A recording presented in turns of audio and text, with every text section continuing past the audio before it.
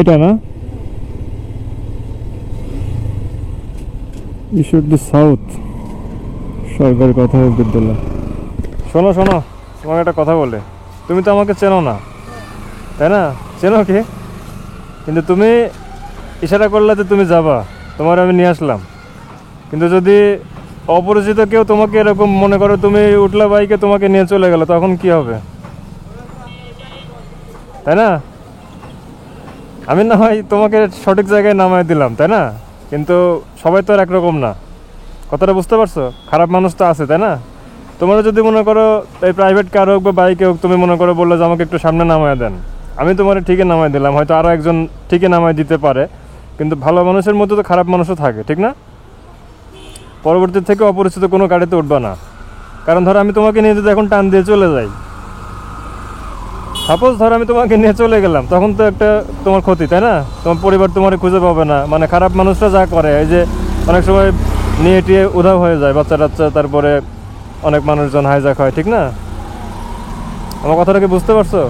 অপরিচিত কারোর গাড়িতে নেক্সট টাইম থেকে উঠবা না, ঠিক আছে? প্রয়োজনে বাসার থেকে টাকা নিয়ে আসবা, 5 টাকা হোক বা 2 টাকা হোক, বা গাড়ি ভাড়া এখান থেকে বেশি দূরে না, তুমি যেখান থেকে উঠছো খুব বেশি দূরে না, 5 টাকাই তো মনে হয় লাগে অটোতে, না? ঠিক আছে, এটা মাথায় রাখবা। ঠিক আছে, আল্লাহ হাফিজ।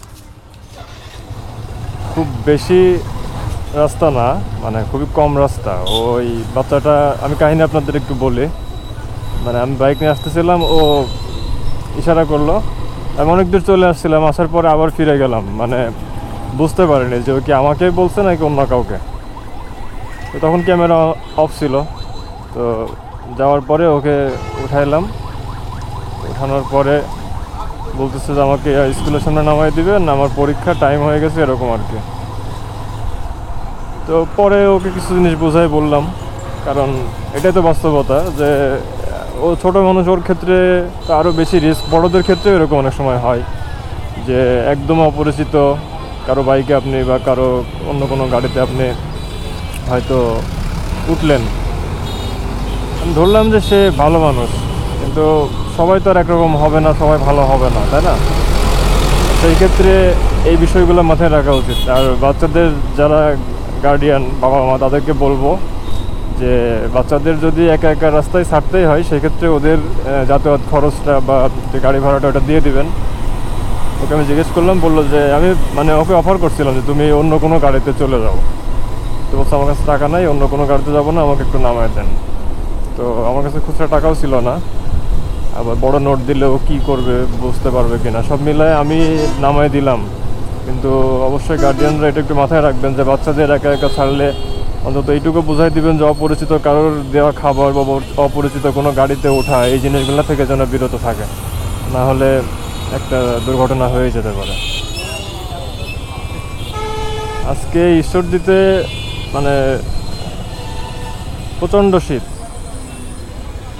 ঈশ্বরদীতে আজকে অনেক বেশি শীত। ডিসেম্বরের আজকে 9 তারিখ, ভিডিওটা যেদিন আমি শ্যুট করতেছি।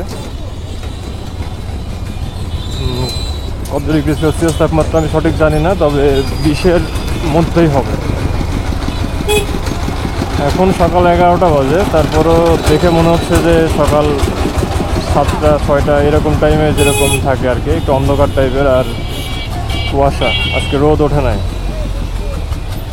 ডিসেম্বর মাস আসার পরে আজকেই মনে হয় ফার্স্ট যে এই অবস্থা। তো অন্য কোনো ভিডিওতে আপনাদের সাথে আবার কথা হবে। আল্লাহ হাফেজ।